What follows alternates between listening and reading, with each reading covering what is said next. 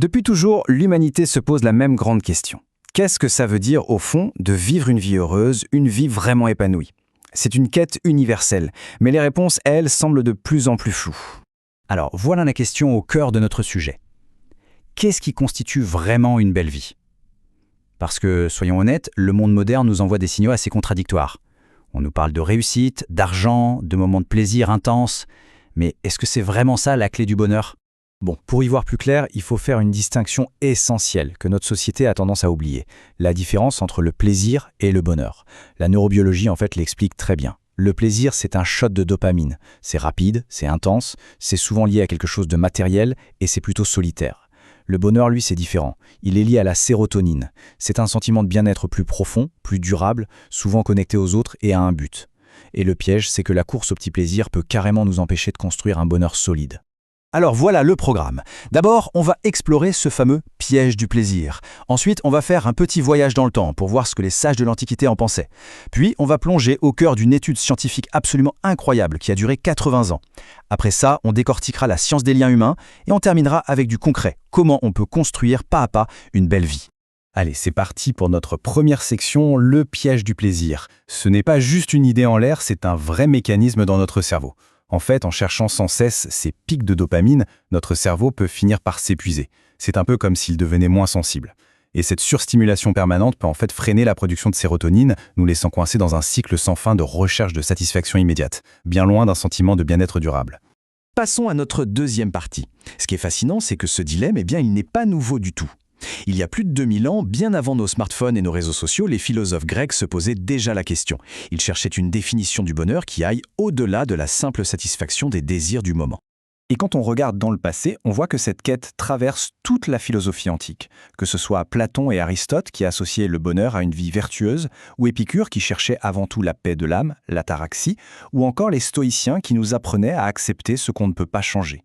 Tous à leur manière cherchaient la même chose, un bien-être qui puisse résister aux aléas de la vie.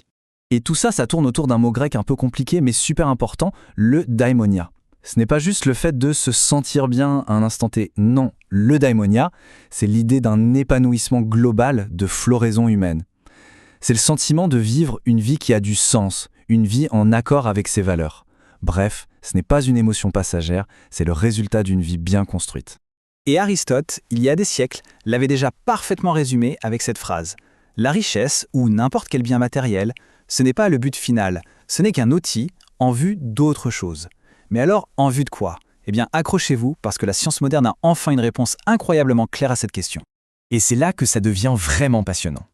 On quitte la philosophie antique pour plonger dans la science du XXIe siècle, avec une étude de l'université de Harvard qui est tout simplement unique en son genre. Une étude qui a tenté de répondre scientifiquement à notre grande question. Plus de 80 ans. Pensez-y une seconde. C'est l'une des études les plus longues jamais réalisées sur l'être humain. Des chercheurs ont suivi des personnes de leur adolescence jusqu'à la fin de leur vie. Ça donne une perspective et une crédibilité aux résultats qui sont, inégalés. Et ce ne sont pas juste quelques cas. Ils ont suivi la vie de 724 hommes, issus de milieux très différents. Chaque année, ils ont collecté des milliers de données. Leur santé, leur travail, leurs relations, leurs joies, leurs peines. On parle de près d'un millénaire de vie humaine cumulée et analysée. C'est colossal. Alors, la grande question, c'est, après 80 ans de recherche, après avoir épluché toutes ces données, quelle est la conclusion? Elle est d'une simplicité et d'une puissance qui laisse sans voix. Ce qui vous rend heureux et en bonne santé, ce n'est ni la richesse, ni la célébrité, ni le fait de travailler dur. Le message le plus clair, c'est que la qualité de nos relations humaines est la clé. Point. Bon, c'est une belle affirmation, mais qu'est-ce qu'il y a derrière, concrètement? On va maintenant décortiquer la science qui se cache derrière cette conclusion. Parce que ce n'est pas juste une jolie idée, c'est prouvé par les chiffres. En gros, l'étude met en lumière 3 leçons absolument fondamentales. D'abord, les liens sociaux sont vitaux. La solitude, à l'inverse, est littéralement toxique pour notre santé. Ensuite, ce qui compte, ce n'est pas d'avoir 500 amis sur Facebook, mais c'est la qualité de nos relations proches. Et enfin, et ça c'est peut-être le plus surprenant, de bonnes relations ne protègent pas seulement notre corps, elles protègent aussi notre cerveau et aident à préserver notre mémoire plus longtemps. Et là, attention, on a un chiffre qui va à l'encontre de toutes les idées reçues sur la réussite. Les hommes de l'étude, qui avaient les relations les plus chaleureuses à 50 ans, gagnaient, au sommet de leur carrière, en moyenne $141 000 de plus par an que les autres. Ça montre bien que les relations ne sont pas un à côté, une fois qu'on a réussi. Elles sont en fait un des moteurs de la réussite. Et pour vraiment mesurer l'impact de tout ça, tenez-vous bien, se sentir seul est 2 fois plus mauvais pour la santé physique que d'être en surpoids. C'est une statistique absolument folle. On passe notre temps à s'inquiéter de ce qu'on mange ou de notre poids, mais on sous-estime complètement le facteur le plus critique pour notre bien-être, la qualité de nos liens. Ok, la théorie, la science, c'est passionnant. Mais maintenant, la question la plus importante, concrètement, on fait quoi? Comment peut-on appliquer ces découvertes extraordinaires dans nos vies de tous les jours pour construire, nous aussi, une belle vie? Eh bien, les chercheurs nous donnent des pistes très simples, mais très puissantes. Par exemple, remplacer un peu de temps d'écran par du temps passé avec de vraies personnes, raviver une relation qui s'essouffle en faisant quelque chose de nouveau à deux, reprendre contact avec un proche qu'on a un peu perdu de vue, et peut-être le plus important, pratiquer la curiosité, s'intéresser vraiment aux autres, poser des questions sincères et surtout écouter activement les réponses.